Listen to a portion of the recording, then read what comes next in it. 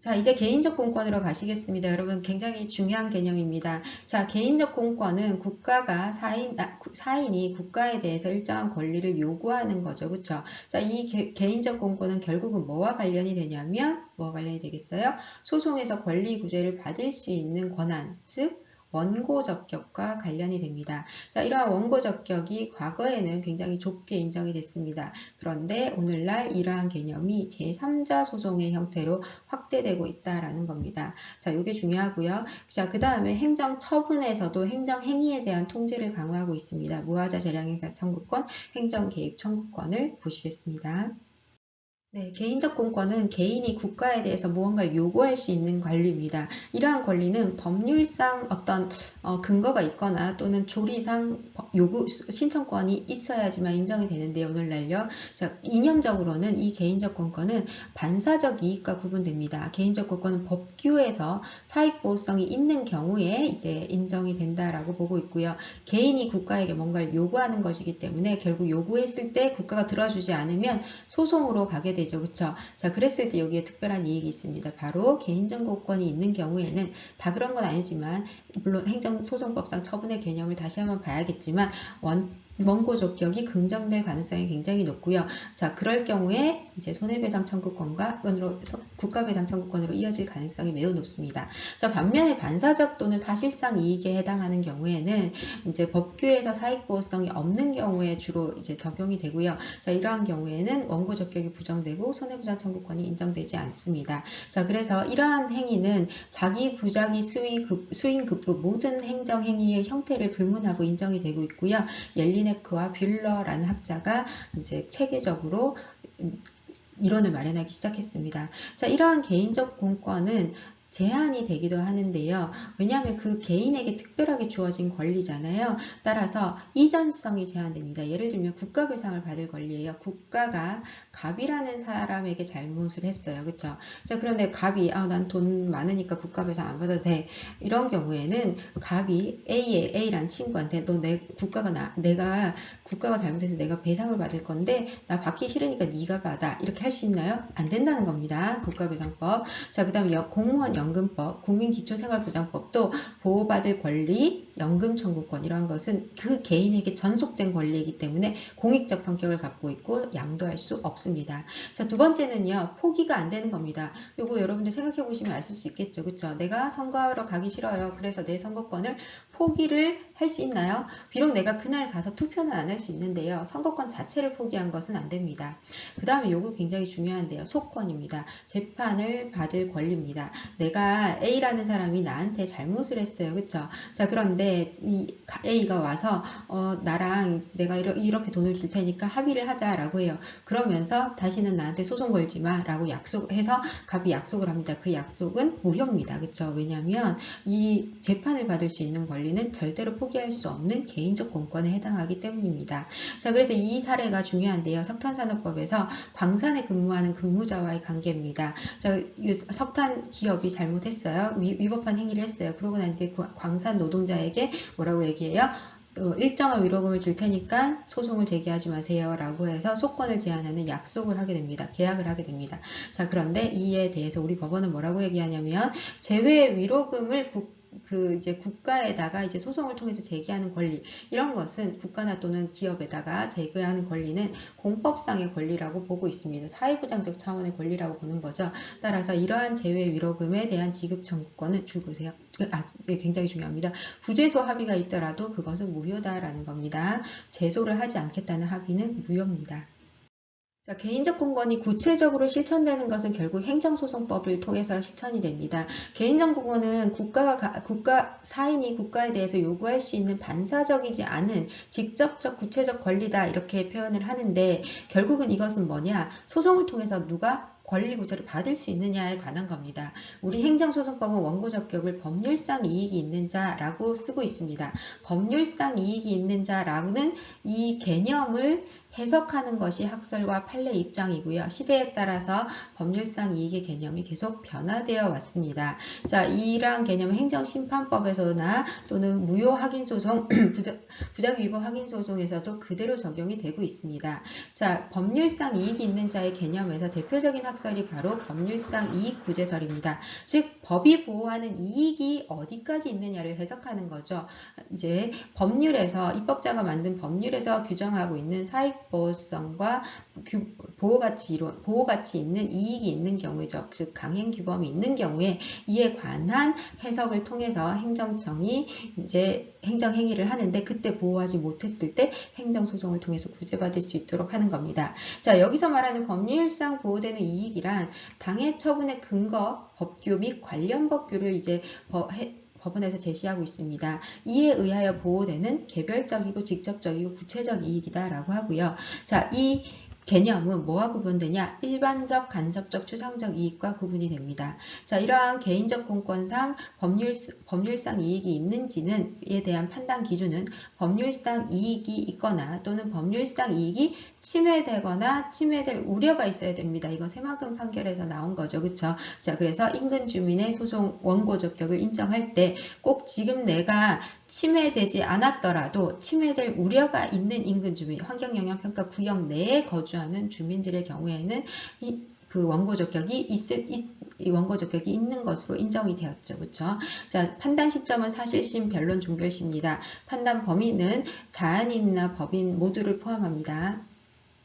법률상 이익이 무엇인지 배우셨는데요. 이러한 법률상 이익이 개인적 고권으로 변모하는 겁니다. 개인적 고권이란 개인이 국가에 대해서 무언가를 요구할 수 있는 권리, 행정소송으로 봤을 때는 소구력에 해당합니다. 이러한 소구력은 원고적격이라는 형태로 이제 이루어지게 되는데요. 이러한 개인적 공권의 성립 의 요소를 빌러라는 학자가 연구했습니다. 크게 세 가지로 분류할 수 있는데요. 첫 번째는 법령, 강행 규범에 의한 행정청의 의무가 있어야 되고 두 번째는 사익보호성이 있어야 됩니다. 행정청 측면에서 하나, 그 다음에 사인의 측면에서 하나죠. 그 사인의 이익이 보호할 만한 것이어야 됩니다. 자, 이러한 강행법규는 헌법에 의해서 보장되기도 하고 법률에 의해서 보장되기도 하는데요.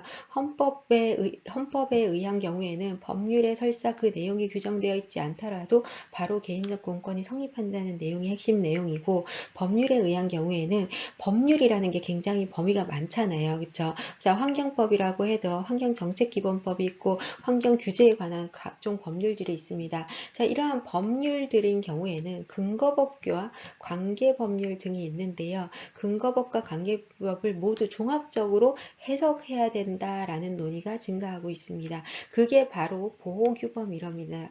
강행법규가 없더라도 관계보호법에 보호 목적이 있는 경우에는 사익보호성을 인정하자라고 해서 행정청의 해석 범위를 늘려가고 있는 겁니다. 자, 이렇게 해서 두 가지 요소, 공권의 성립 요소에 관한 논의가 중요합니다.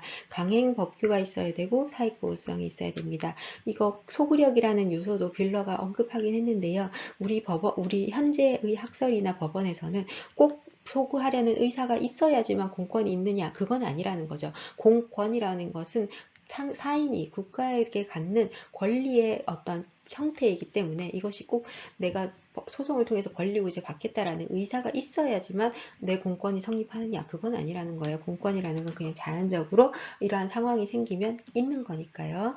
자, 그 다음에 잠깐 설명을 드렸지만 이러한 강행규범이나 사익보호성은 보호규범 이론으로 발전하게 됩니다. 즉 강행규범이나 사익보호성에서 보호되는 이익이 무엇인가를 해석할 때 그 보호규범 이론처럼 관련법, 근거법규뿐만 아니라 관계법규까지 넓게 해석할 수 있다라고 보시면 됩니다.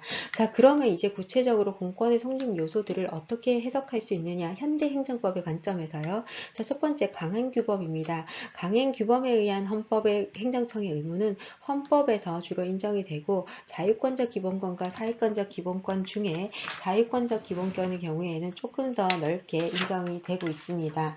그리고 근거법규뿐만 아니라 관련 법규까지 넓게 해석을 해서 강행규범의 범위를 조금 더, 그러니까 행정청의 의무를 조금 더 넓히려는 경우입니다. 행정청의 의무를 넓히는 이유는 행정청이 해야 될 의무를 넓힘으로써 국민의 권리 구제 방법을 확대하고자 하는 거죠. 사익보호성도 마찬가지입니다. 과거에는 법률상 이익을 침해받은 바로 그 사람만 소송을 할 수 있었는데 이제는 제3자도 소송을 할 수 있게 해주는 겁니다. 인근주민소송이나 경업자 소송, 경원자 소송이 이에 해당합니다. 자, 헌법상 권리가 바로 인정되는 경우가 어떤 경우냐? 피고인 접견권, 헌법상 인간의 존엄, 행복추구권, 정보공개 청구권, 정보공개법이 사실 지금은 도입이 됐기 때문에 법적 근거가 있는데요. 정보공개법 도입 이전이라 할지라도 헌법상 표현의 자유에서 헌법에서 바로 권리가 도출될 수 있다고 봤습니다. 자, 그런데 당연히 있을 것 같지만 환경권 같은 경우는요. 헌법에서 비록 환경에 관한 권리가 인정이 되어 있다 할지라도 법률상 근거가 없이는 그것이 공권으로 성립할 수는 없다라고 우리 법원이 봤습니다. 헌법재판소는 알 권리나 경쟁의 자유인 경우에도 소권이 그 법률의 근거가 없더라도 바로 도출될 수 있는 공권이다라고 판단한 바가 있습니다. 자, 이제 사익보호성 확대와 의무의 확대로 보시겠습니다. 결국은 개인적 공권이 어떤 방향으로 확대되느냐라는 거죠. 앞서 보셨던 것처럼 강행법규와 그 다음에 사익보호성이 있어야 된다고 했습니다. 이 강행법규에 관한 내용이 바로 행정청의 의무가 확대되는 내용입니다. 무하자 재량행사 청구권과 행정개입 청구권이 그 내용으로 되고요. 사익보호성은 그 개인의 이익이 보호할 만한 가치가 있는 것인가를 평가를 하는데 제3자라 할지라도 소송을 제기해서 본인의 이익을 보호할 필요가 있는 경우에 해당하는 경우에는 소송의 대상을 인정하자라는 게 사익보호성 확대 이론입니다. 개인적 공권 확대 현상에서 가장 대표적으로 인인소송 유형이 나타납니다. 이웃주민소송입니다. 이웃하는 자들 사이에서 특정인에게 발금된 수익적 처분이 제3자에게는 법률상 불이익을 초래하는 경우에 이 불이익을 받은 제3자가 소송을 걸어서 다투는 겁니다. 대표적인 사례는 연탄공장 건축허가 사건입니다. 갑이라는 사람이 이 부지에 연탄공장을 짓겠다라고 해서 행정청에 허가를 요청했고요. 행정청이 허가를 했습니다. 자, 그런 경우에는 갑에게는 당연히 허가를 받았으니까 수익적 처분이겠죠. 자, 그런데 이 수익적 처분으로 인하여 이웃 주민들은 환경상의 피해를 입을 가능성이 굉장히 높아지게 된 겁니다. 그래서 이웃 주민이 소송을 제기하는 겁니다. 자, 우리가 그간에는 나에게 이루어진 처분이 불이익하다. 즉 행정청이 처분을 한 그 사람이 법률상 이익이 있는 걸로 봤었습니다. 그래서 제3자 소송을 널리 인정하지 않았습니다. 제3자가 받게 되는 이익, 즉 이익이나 불이익은 반사적 이익에 불과하다고 본 겁니다. 자, 그런데 인근 주민의 이익을 법률상 이익으로 전환시키는 게 바로 현대행정법에서 논의되고 있는 인인소송입니다. 자, 연탄공장 사건의 판례를 그대로 보시면요. 도시계획법이나 건축법의 규정 취지를 먼저 봅니다. 자, 이 법률에서 이 공익이나 인근 주민을 보호하려는 목적을 함께 규율하고 있기 때문에 그 내용에 근거해서 이웃 주민의 이익을 인정한다라는 내용입니다. 자, 여기 보시면요. 도시계획법이 추구하는 공공복리의 증진을 도모하는 것과 한편으로는 주거구역 내에 있는 거주하는 사람의 주거 안녕과 생활 환경 보장이에요. 자, 이게 중요하죠. 자, 연탄공장 사장이 연탄공장을 설립해서 이익을 얻게 되는 것보다 주거지역 내에 있는 주민 그런 이익도 있지만 주거 주민 내에 있는 주민들의 주거 안녕과 생활환경 보장도 이 법률이 보호하는 이익이라고 보는 겁니다. 그래서 이 이웃 주민들도 이 법률이 보호하는 대상이기 때문에 이 법률상 이익을 주장할 수 있다라고 보는 겁니다. 자, 원자력 시설부지 사건도 마찬가지입니다. 원자력법을 검토해 봤더니 방사성 물질에 의한 생명 건강상의 위해를 받지 아니할 이익을 일반적 이익으로 보호할 뿐만 아니라 그로 인하여 직접적인 피해를 입으리라고 예상되는 지역 주민의 이익도 함께 보호해야 한다라고 규정을 하고 있고 그렇게 법원이 해석할 수 있다라고 보는 겁니다. 따라서 이웃 주민이 이 연탄공장 허가에 대한 취소 소송을 제기할 수 있는 겁니다. 또는 원자력 시설 부지 허가에 대한 취소 소송을 제기할 수 있는 겁니다. 반대로 생각하면 나한테 한 처분도 아닌데 왜 옆 사람이 소송을 제기하냐라고 생각할 수 있겠죠. 자, 그렇지만 오늘날 법률상 이익의 확대 현상은 제3자 소송을 원칙적으로 인정하게 된다라고 생각하시면 됩니다. 대표 판례 두 번째 유명한 새만금 소송 사건입니다. 2006년도에 있었던 대법원 판례고요. 서해안 지역에 간척 사업을 시행하게 되면서 이 간척 사업 부지로 선정되거나 그 인근 내 거주하고 있는 주민들이 환경 피해나 오염에 의한 소송을 제기하게 됐습니다. 자, 이에 대해서 원고가 이제 3,538명이었다는 점이 굉장히 화제가 됐습니다. 자, 이러한 대표적으로 유명한 그 개발 사업에 대해서는 많은 분들이 소송을 하고 싶었겠죠. 그쵸? 그 지역에 거주하거나 또는 뭐 농경지를 가지고 있는 주민뿐만 아니라 그 인근 주민에 사는 주민들도, 인근 지역에 거주하는 주민들도 있었을 거고요. 그 다음에 꼭 여기에 거주하고 있진 않았지만 환경 문제에 관심을 갖고 있는 환경단체나 그 다음에 개인들도 있었을 겁니다. 자, 이러한 주민들이 모두 합쳐서 소송을 제기하게 된 거죠. 사실 실무적으로는 대표적으로 단체 소송으로 진행이 됩니다. 변호사 한 분이나 뭐 어떤 몇 분들이 이 원고 인단을 모집하게 되죠. 그럼 이 원고 인단이 모여서 함께 소장을 제출하게 됩니다. 자, 여기를 보시면요. 구새만금 사업은 환경정책기본법상 환경영향평가 대상이었습니다. 그래서 환경영향평가 지역 내에 있는 주민이 143명이었습니다. 자, 이게 환경영향평가 구역이라고 가정하고요. 그 다음에 그 외 지역 주민이 총 3,395명이었습니다. 자, 그래서 이 지역 주민들이 원고 적격이 부인이 되자 대법원까지 소송을 하게 됐습니다. 자, 우리 법원은 먼저 행정소송법 제35조의 원고 적격에 대한 개념을 평가합니다. 여기에서 법률상 이익이 있는 자가 소송을 제기할 수 있다라고 얘기했고요. 그 다음에 근거법과 관련 법규가 뭔지를 살펴봤습니다.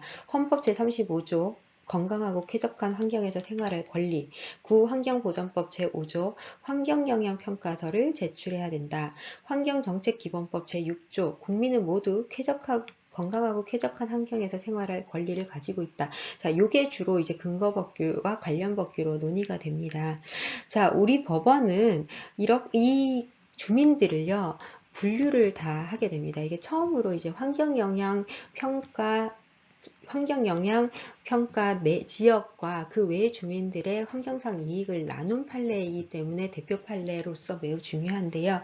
실제로 변시에도 계속 나오고 있는 문제입니다.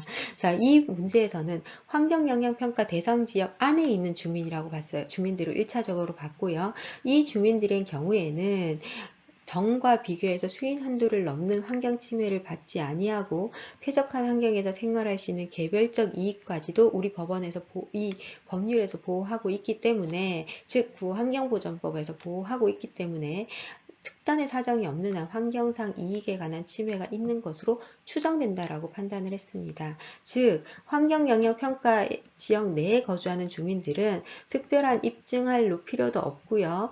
그냥 이 지역에 거주하고 있다는 것만으로 원고 적격이 있다, 법률상 이익이 있다라는 것을 추정했습니다. 자, 그런데 대상 지역 밖에 있는 주민들은요, 이 우려가 있다는 것을 본인들이 입증하지 않는 한 원고 적격을 입증하지 않는 한 원고 적격을 인정하지 않았습니다. 그리고 환경정책기본법도 봤는데요. 우리 법원은 헌법이나 환경정책기본법에 근거해서 대상 지역 밖의 주민들의 원고 적격을 인정하지는 않았습니다.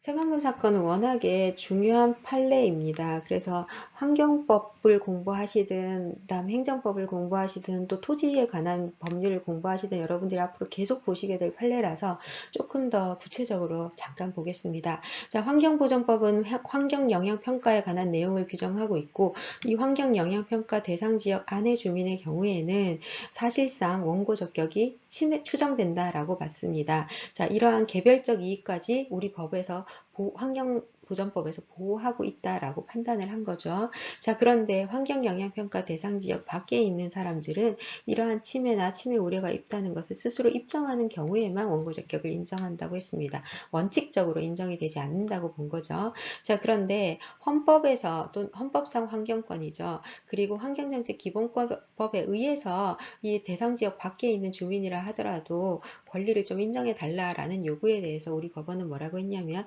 환경상 이익의 침해 또는 침해 우려가 있다는 것을 스스로 입증하지 않는 한 원고 적격이 인정되지 않는다고 봤습니다. 즉 다시 말하면 우리 법원은 원칙적으로는 환경보전법을 근거나 관련 법규로 봤고요. 그 다음에 환경보전법에서 근거한 환경영향평가 대상 지역 안의 주민만 원칙적으로 원고 적격이 있다고 본 거고, 그 밖에는 원고 적격을 인정하지, 어떤 법에 근거해서든 원고 적격을 인정하지 않았습니다. 자, 그럼 여러분들이 도대체 근거법이나 관련 법규, 즉 환경영향평가라는 기준은 어떻게 나온 것일까라는 거죠. 그렇죠? 법원이 이제 그 해당하는 행정행위를 해석을 해서 이 새만금 사건의 경우에는 환경보전법을 근거법규 및 관련 법규로 판단을 한 거고요. 사실 이거는 행정청이 처분을 하면서 처분의 이유나 그 내용들을 기재를 하기 때문에 그러한 내용들에 근거해서 사실 많이 이루어지게 됩니다. 자, 근거법규 및 관련 법규를 해석했을 때 원자로 부지 시설 및 시설의 인근 주민이나 토사 채취 허가지의 인근 주민들은 그 원고 적격이 인정된 사례가 있는데 부정된 사례도 좀 기억하셔야 될 것 같습니다. 왜냐하면 선택형에 이제 부정된 사례가 맞는 지문으로 나오는 경우가 다수 있기 때문입니다. 상수도 보호구역 인근 주민들의 급수를 받을 권리, 이것은 이제 근거 및 관계법규에 의해서도 보호되는 이익은 아니다라고 판단을 했습니다. 자, 환경영향평가 방금 보셨죠? 그 구역 내의 주민들은 인정이 됐습니다. 자, 그 다음 거리제한구역을 본 사례도 있습니다. 자, 납골당 설치인데요. 여기에서는 이 거리제한의 이 법률을 해석했을 때, 근거법규나 관련 법규를 해석했을 때 납골당 설치 장소 500m 이내다, 이런 기준을 제안했어요. 그래서 여기 내에 있는 주민들은 원고 적격이 인정된다라고 판단한 사례가 있습니다. 자, 이거 판례들도 여러분들이 조금 기억해 주시면 좋겠습니다. 두 번째 유형은 경업자 소송입니다. 경업자 소송은 다른 표현으로 하면 경쟁자 소송인데요. 기존 업자가 신규 업자에게 부여된 허가를 다투는 소송입니다. 물론 경쟁 관계에 있는 경우죠. 자, 대표적인 사례가 역외근속사업법에 의해서 신규 버스 사업 허가를 행정청에 해줬을 때 이에 대해서 기존 버스 업자가 다툴 수 있는지가 문제됩니다. 예를 들어서 어떤 지역에 A라는 업체가 버스 노선을 독점하고 있다고 생각해 봅시다. 그러면 A라는 업체는 사실 뭐 서비스 개선을 할 필요도 없이 많은 이익을 누리고 있었겠죠. 이 인근에 있는 주민들은 비록 불편하더라도 버스 노선이 하나밖에 없으니까 그냥 이 업체를 이용할 수밖에 없었을 겁니다. 자, 그런데 시대가 바뀌거나 또는 상황이 바뀌고 국민들의 서비스 요구가 늘어남에 따라서 행정청이 다른 노선을 허가해 줄 수 있습니다. 자, 그러면 B라는 노선이 생김으로써 주민들이나 서비스 이용자들에겐 더 이익이 돌아갈 수 있습니다. 자, 이 경우에 B라는 업자는 어떤 신규 노선을 받았어요. 그래서 B에게는 이익이 되지만 A 입장에서는 어떻게 했어요? B에 대한 허가를 해줌으로써 경제적이거나 다른 손실을 받게 되는 거죠. 그렇죠? 그래서 A가 B에게 허가를 해준 행정청에 허가 처분을 취소해 주세요 라고 요구할 수 있느냐 하는 권리입니다.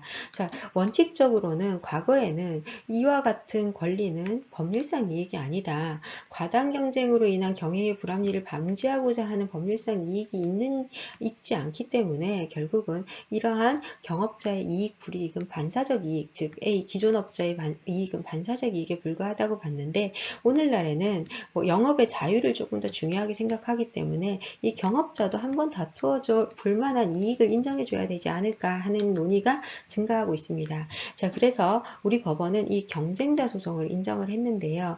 그 근거가 무엇이냐면 마찬가지로 법률을 본 겁니다. 자, 근거법과 관계법을 해석을 하는데요. 여객자동차 운수사업법을 봤더니 이 규정의 목적이 자동차 운수사업에 대한 질서를 확립하고 공공의 복리를 증진하고, 동시에 뭐가 있냐면요. 이게 있다는 겁니다. 경쟁으로 인한 경영의 불합리를 미리 방지하는 데 있다라는 겁니다. 자, 왜 허가를 해주냐? 그냥 모든 업체들이 다 들어와서 버스 운전을 하도록 하면 되는 거 아니냐라는 거예요.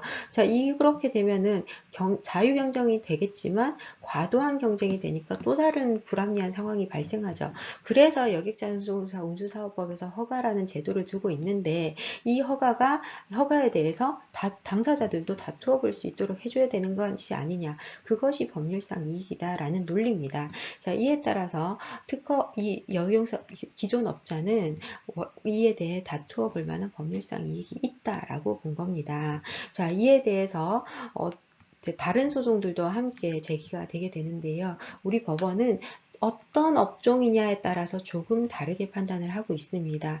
선박 운항이나 약종 상업자나 버스 운전처럼 조금 대규모 사업이나 정말 특허와 같은 권리를 특별하게 부여받은 기업의 경우에는 이것에 대해서 다투어 볼 만한 법률상 이익을 인정을 했고요.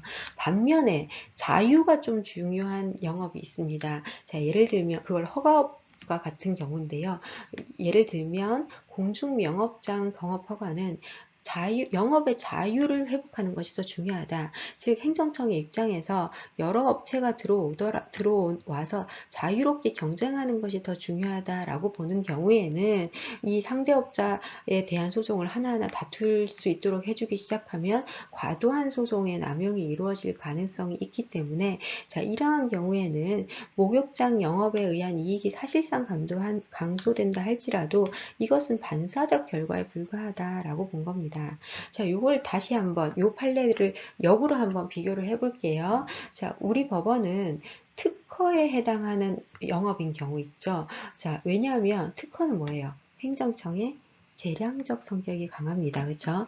자, 재량 처분에 의해서 허가를 해주는 거예요. 즉, 행정청이 특별한 권리를 부여받는 사실상 실질적으로 특허적 성격을 갖는 거예요. 이 특허를 다른 사람에게도 해줬어요. 그럼으로써 나의 특허를 제한받게 되는 거잖아요.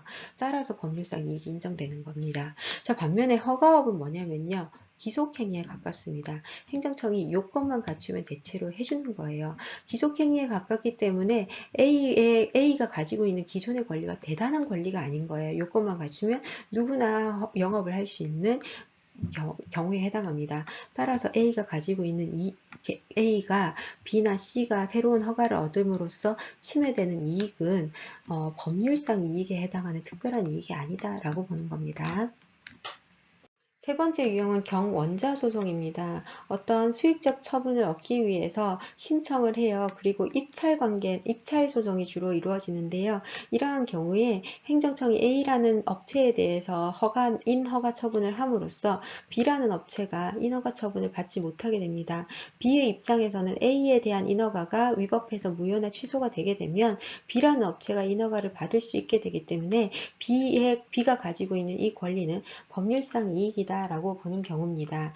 과거에는 이러한 경원자 소송에 관한 논의 자체가 없었습니다. 따라서 경원자의 이익 불이익은 반사적 이익이다 라고 당연히 이해가 됐는데 오늘날에는 일방에 대한 처분, A 업체에 대한 처분이 B 업체에 대한 불이익으로 귀결되는 경우에는 법률상 이익이 있다고 볼 수 있다라고 본 겁니다. 대표적으로 법학전문대학원 인허가 소송이 있는데요. 특정 지역에서 1등을 한 업체는 한 대학은 인가를 받고 그 다음에 2등을 한 업체는 인가를 받지 못하는 상황에 있었다고 생각을 했을 때, 자, 그러면 행정청이 A라는 학회에 대해서는 이제 인가를 해주고 B라는 학교에 대해서는 인가를 받지 못했습니다. 그러면 A가 사실은 요건을 갖추지 못했다라고 주장을 해서 소송을 제기해서 법률상 이익이 인정받을 수 있느냐라는 거죠. 자, 우리 법원은 어떻게 봤냐면요. 수인이 서로 경쟁 관계에 있습니다. 일방에 대한 허가 등의 처분이 타방에 대한 불이익으로 귀결될 수밖에 없을 때는 이 처분을 받지 못한 업체는 처분의 취소를 구할 원고 적격이 인정되어 된다라는 겁니다. 자, 근데 만약에 C나 D입니다. 자, D는요, 사실은 A가 점수가 너무 모자라서 평가 점수가 A가 설사 위법해서 이제 취소나 무효가 된다 할지라도 D가 구제받을 가능성은 별로 없죠. B나 C가 구제받겠죠. 순서대로 가더라도. 자, 이러한 D에 대해서 원고 적격을 인정하지 않습니다. 명백한 법적 장애로 인해서 원고 자신의 신청이 인용될 가능성이 처음부터 배제되어 있는 경우라면 원고 적격을 인정할 필요가 없다라고 보는 겁니다. 자, 마찬가지로 항만공사 시행 허가 신청에서도 일방에 대한 허가 등의 처분이 타방에 대한 불허가로 될 수밖에 없을 때는 그 처분이 취소된다고 해도 불이익이 회복된다고 볼 수밖에 없을 때는 이 원고 적격이 인정하고, 다만 이 처분이 취소된다고 하더라도 회복된다고 볼 수 없을 때는 취소를 구할 수 없다라고 봤습니다. 똑같은 구조죠. 원칙적으로 이렇게 이제 법원이 판단을 하고 있습니다. 자, 그래서 요 문구가 나오면 여러분들이 경원자 소송이다라고 판단하시면 됩니다. 세 번째 대표 판례는 경원자 소송에 관한 겁니다. 피고는 부산광역시 강서구청장이었는데요. 행정청은 개발제한구역 내에 주유소 배치 계획 변경 공고를 하고, 이 변경 공고에 근거해서 주유소 설치자 모집 공고를 하게 됩니다. 이 모집 공고에 근거해서 원고와 소의 1인이 함께 선정 신청을 하게 됩니다. 자, 이에 대해서 행정청은 A와 B를 모두 심사를 했겠죠. 자, 그런데 A를 심사한 결과 개발 제한 구역 내에 전출을 한 이력이 있어서 형식적 요건을 갖추지 못했다라고 해서 거부 처분을 하게 됩니다. 그리고 B에 대해서는 주유소 설치 허가 처분을 하게 됩니다. 자, A는 B에 대한 처분이 잘못됐다라고 얘기하면서 이 위법한 처분을 취소해 주세요라고 해서 경원자 소송을 제기하게 됩니다. 자, 원심 같은 경우는 구체적인 경우에 그 처분이 취소된다 해도 허가 등의 처분을 받지 못할 불이익이 회복된다고 볼 수 없을 때는 당해 처분을 취소를 구할 정당한 이익이 없다라고 봐서 A 같은 경우는 이미 요건을 갖추지 못했기 때문에 이에 대한 처분의 취소를 구할 원고 적격이 없다라고 보았습니다. 자, 그런데 우리 대법원은 이에 대해서 조금 다른 관점을 취하게 됩니다. 자, 대법원의 판결 요지를 보시겠습니다. 첫 번째, 경원자의 원고 적격에 대해서는 한 사람에 대한 허가 등의 처분이 다른 사람에 대한 불허가 등으로 귀결될 수밖에 없을 때는 원칙적으로 거부 처분의 취소를 구할 원고 적격이 있다는 점을 원칙적으로 선언하게 됩니다. 자, 이에 근거해서 만약에 이 B에 대한 취소 처분이 확정되는 경우에 행정청으로서는 A와 B에 대해서 다시 한번 재심사할 의무가 있다는 겁니다.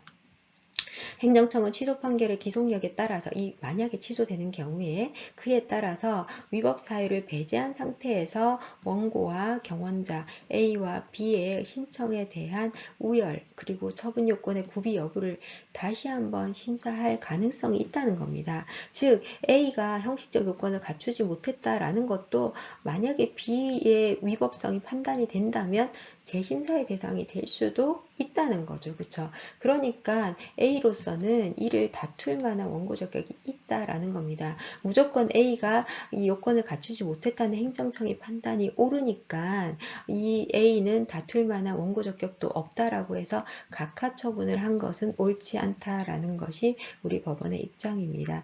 따라서 허가 등을 받지 못한 사람은 이 거부 처분의 취소를 구할 소의 이익, 이 자신에 대한 거부 처분에 대한 취소를 구할 소의 이익이 있다라고 판단을 했습니다. 경원자 소송에서 원고 적격을 상당히 넓힌 판결로 중요한 의미가 있는 판결입니다.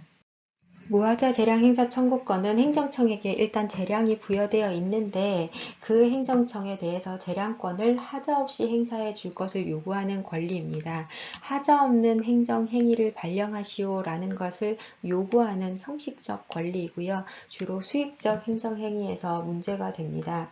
형식적 권리라는 개념은 행정청에게 내가 원하는 그 처분을 해달라고 요구할 수 있는 것은 아니다라는 권리입니다. 즉 적어도 절차에 지켜서 하자 없이 해주세요 라고 요구하는 거고요. 반면에 행정개입 청구권은 특정한 처분을 발령해 주세요 라는 실체적 권리입니다. 따라서 무하자 재량 행사 청구권은 재량에서만 발생할 수 있고요. 행정개입 청구권은 기속이나 재량이나 재량도 결국은 0으로 수축됐을 때 발생하는 권리이기 때문에 둘 다 요구할 수 있는 권리다라는 겁니다. 자, 이러한 하자 없는 재량 행사를 요구할 수 있는 무하자 재량 행사 청구권이 독자적 권리로 인정될 수 있느냐라는 것에 대해서는 부정설과 긍정설로 나뉩니다. 부정설은 무하자 재량 행사 청구권을 별도의 권리로 인정할 필요가 없다는 겁니다. 왜냐하면 재량에 하자가 발생했을 때는 그 하자 이론 있잖아요. 재량권의 일탈 남용에 관한 이론, 권리로 충분히 해결할 수 있기 때문에 별도의 권리로 인정할 필요가 없다. 그리고 이러한 것은 결국은 실체적 권리도 아니고 형식적으로 그 권리를 절차에 맞게 해달라고 요구하는 것에 불과하기 때문에 실익도 없는 민중소송화 될 수밖에 없다라고 보고, 또한 무해자 재량 행사권은 청구권은 법률에 의해서 나타난 권리가 아니라 판례에 의해서 형성된 권리에 불과하기 때문에 법적 근거도 없다라고 주장합니다. 하지만 긍정설은요, 실체적 하자를 주장하기 어려운 특별한 사건이 있을 수 있다는 겁니다. 자, 그래서 이러한 경우는 재량의 수권 규범에서 근거를 도출할 수도 있기 때문에 무하자 재량 행수 청구권을 별도로 인정할 필요가 있다라는 학설입니다.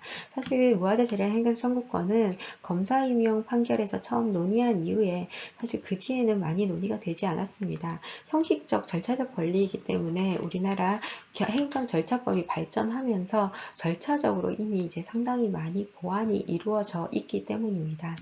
자, 이러한 무하자 재량 행사 청구권은 수익적 처분에서 공무원 임용의 경우에 하자 없는 결정을 해달라라는 것이 대표적인 판례이고요. 부담적 행정행위인 경우에는 건물 철거 명령이나 공무원 징계를 할 때 절차를 잘 지켜서 하자 없는 재량을 행사해 달라고 요구할 수 있는 권리입니다. 무하자 재량 청구권이 성립하기 위해서는 강행규범이 있어야 되고 사익보호성이 있어야 한다는 보호규범 이론이 적용됩니다. 강행규범성은 행정청이 일정한 행위를 할 때 법적 근거가 있어야 된다는 건데, 사실은 무하자 재량 행사 청구권은 판례를 통해서 형성된 것이기 때문에 조리상 근거로도 충분히 할 수 있다라는 것이고, 이러한 강행규범으로 인하여 특정한 처분을 요구할 수 있는 권리 자체가 아니고 형식적인 권리에 불과하기 때문에 강행규범에서 명확한 근거를 요구하는 것은 아니다라고 보시면 됩니다.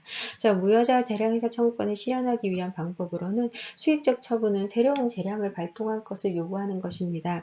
그래서 이미 발령된 경우에는 그 검사 임용을 신청했는데 거부 처분을 받은 거죠. 그러한 경우에는 의무이행 심판이나 취소 심판, 취소 소송을 제기할 수 있습니다. 그리고 이제 발령이 아직 안 됐어요. 요구를 했는데 계속 이제 아무런 처분이 없는 거죠. 그럴 때는 적어도 처분을 해달라라는 의무이행 심판이나 부작위 위법 확인 소송을 청구할 수 있습니다. 자, 부담적 행정행위인 경우에는 당해 재량의 행사를 예를 들어 공무원 징계 처분이죠. 당해 재량의 행사를 배제해 줄 것을 요구할 수 있는 겁니다. 취소 심판이나 취소 소송으로 요구할 수 있습니다. 무하자 재량 행사 청구권은 행정청이 주어진 재량이라는 권리를 하자 없이 행사해 줄 것을 요구하는 것입니다. 이러한 하자 없는 재량권의 행사는 형식적 공권의 형태로 발전을 했는데, 이것은 법률에 의해서 발전한 것이 아니라 판례에 의해서 형성된 개념입니다. 이 우리나라에서 무하자 재량 행사 청구권을 발전시킨 대표적인 판례가 바로 검사 임용 거부 처분입니다. 자, 원고는 사법시험을 합격하고 연수원에서 우수한 성적으로 졸업을 해서 본인이 생각했을 때 성적만을 기준으로 했을 때는 충분히 검사 임용이 될 만한 상황이었다라고 판단을 한 겁니다. 자, 그런데 관례적으로 성적과 면접시험을 보게 되는데, 면접시험은 사실 대부분 다 만점을 주고 성적으로만 판단을 했던 게 이제 이 원고가 주장했을 때 관례라는 겁니다. 자, 근데 이건 명시적인 기준이 있었던 건 아닙니다. 형식적으로는 법무부에서는 검사 임용을 할 때 성적과 면접시험을 당연히 보고 면접도 성적에 반영되는 게 이제 원칙이었죠. 자, 그런데 본인의 입장에서 봤을 때는 성적이 우수한 성적인데 면접이 낮은 점수를 봐서 불합격했다 이렇게 주장을 한 거죠. 자, 이에 대해서 우리 법원의 원심은 검사 임용에 대한 것은 전적으로 행정청의 재량이다, 자유재량이다라고 합니다. 그러면서 우리는 성적과 면접시험으로 뽑는다라는 원칙을 이미 밝혔고 그로 인하여 선정한 것이기 때문에 우리 그 자유재량을 공무원 임용에 관해서 형성한 것에 대해서는 당사자가 이것을 거부처분이라고 해서 위법하다라고 따질 만한 권리가 없다라고 봐서 법규상 조리상 권리가 없다라고 판단을 했습니다. 자, 그런데 대법원까지 왔어요. 그래서 이 대법원은 이제 무하자 재량 행사 청구권이라는 당시에는 사실 없었던 권리를 처음으로 인정을 합니다. 구체적으로 이 행위의 유형을 우리 법원이 한번 봤는데요. 검사 임용 처분에 대한 이제 신청을 했어요. 자, 그런데 당사자는 아무런 연락을 받지 못했다고 합니다. 신청한 다른 연수원 친구들은 다 합격 처분을 받았는데 이제 합격선에 있었던 분들은 이제 탈락한 자들에 대해서는 당시에는 별도의 연락이 없었다는 겁니다. 탈락했는지 안 했는지에 대한 것도요. 자, 그래서 법원은 이제 이러한 형식적인 내용을 본 겁니다. 왜냐하면 공무원 임용에 관한 어떤 자유재량에 관한 내용적인 것을 판단하기에는 근거가 좀 부족했던 것 같습니다. 그래서 법원은 뭐라고 하냐면 신청자 중에 선정자에게만 임용의 의사표시를 하는 것을 하고 탈락한 사람들한테 별도의 의사표시를 하지 않았더라도 결국은 소극적으로 의사표시를 한 것이다 라고 봤어요. 그래서 검사 임용에서 임용 여부는 자유재량이다 라는 건 원칙적으로 동의를 하지만 법규상 근거가 없더라도 조리상 임용관자는 적어도 적절한 응답을 해줄 의무는 있다 이렇게 봤습니다. 이 응답을 할 권리까지 자유재량이거나 편의재량은 아니다라고 본 겁니다. 결국은 이 판단은 뭐냐면요. 무하자재량 행사청구권이 독자적으로 실질적인 권리는 아니에요. 다만 검사 임용의 경우처럼 임용 신청자에게 응답을 할 형식적 권리는 있다라고 판단을 한 겁니다. 사실 이 사례 이후에 무하자 재량 행사 청구권에 관한 사례가 형성이 되지 못한 이유는 여러분들이 국가시험을 보면 다 합격 또는 불합격 처분을 받는 걸로 절차적으로 보완이 되었기 때문입니다. 자, 행정개입 청구권입니다. 말씀드렸지만 행정개입 청구권은 당사자가 국가에게 이러한 행위를 해달라고 요구하는 주관적 공권입니다. 자, 그래서 강행규범과 사익보호 목적을 요구하고요. 대표적인 사례 무장공비 사건과 트랙터 사건입니다. 자, 의무행 심판이나 부작위 위반 확인 소송, 취소 소송을 통해서 구제받을 수 있습니다. 행정개입 청구권도 무하자 재량 행사 청구권의 검사 임용 처분처럼 법령에 의해서 형성된 게 아니라 판례를 통해서 형성된 겁니다. 우리나라에서 행정개입 청구권이 가장 먼저 논의되기 시작한 것은 무장공비 사건이었습니다. 김신조 사건이라고 해서 무장공비가 강원도 지역에 먼저 내려왔는데요.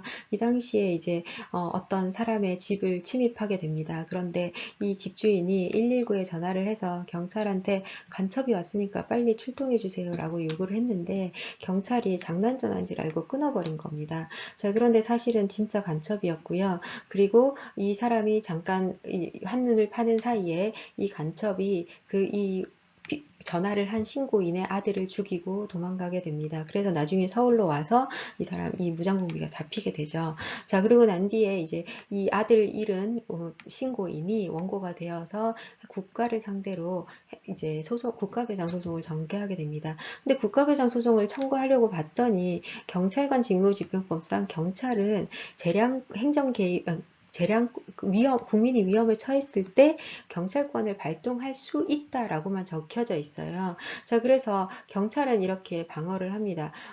발동할 수 있지만 우리가 안 해도 된다. 우리가 119 전화 받았을 때 모두 출동하는 것은 아니다 라고 방어를 하죠.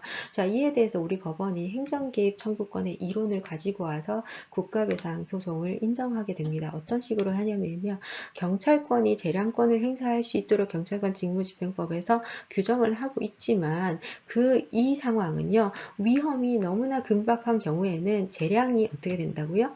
0으로 축소된다는 거예요. 국민이 처한 위험이 긴박한데도 불구하고 경찰권을 발동하지 않은 것은 국가가 재량권이 0으로 수축돼서 반드시 출동해야 되는 기속행위로 변경이 되었는데도 불구하고 출동하지 않았기 때문에 출동하지 않은 것은 위법한 국가작용이다. 따라서 국가배상의 대상이 된다. 이렇게 판단을 한 사례입니다.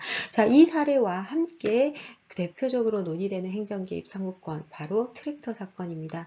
트랙터 사건도 이제 경찰권의 개입 여부에 관한 사건인데요. 자, 원고들은 이제 일정한 지역에서 쌀 개입 시장 개방 정책에 반대해서 트랙터를 이렇게 놓고 시위를 하고 있었습니다. 자, 그런데 이 시위가 시위를 하던 중에 경찰이 이제 중간에 열쇠를 뺏고 이제 돌려주는 뭐 이런 사건들이 있었고요. 경찰이 이 트랙터를 사용하고 있었다는 걸 충분히 인지하고 있던 상황이었고요.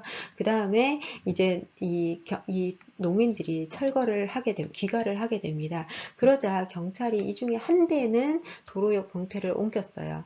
그런데 나머지 한 대를 두고 그냥 귀가하게 됩니다. 자, 여기서 한 대를 옮겼고 뭐 그 전에 상황들 사실관계가 중요한 이유는 경찰이 이 트랙터가 위험하다라는 거, 이 도로에 방치했을 때 위험하다는 걸 어느 정도는 인지하고 있었다는 겁니다. 자, 그러고 난 뒤에 밤이 됐는데요. 가로등도 없는 이 길에서 어떤 다른 차들이 오다가 어떻게 돼요?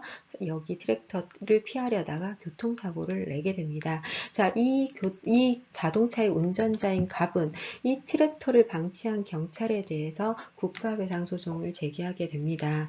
자, 우리 법원은 경찰관 직무집행법 5조를 봤더니 경찰관이 사람의 생명 또는 신체에 위해를 끼치거나 어떤 것이 위험한 상태에 있을 때 이러한 일정한 조치를 취해야 됩니다. 어떤 상황, 어떤 것이 그대로 두었을 때, 국민의 위해를 방지하기 위해서 필요하다고 인정하는 조치를 해야 되고, 그 조치를 하거나 보고받은 자는 적절한 조치를 하도록 해야 된다. 즉, 경찰관은 사람의 생명 또는 신체에 위험이 되는 어떤 상황이 있을 때 이에 대한 적절한 조치를 해야 된다라고 경찰관 직무집행법이 있습니다.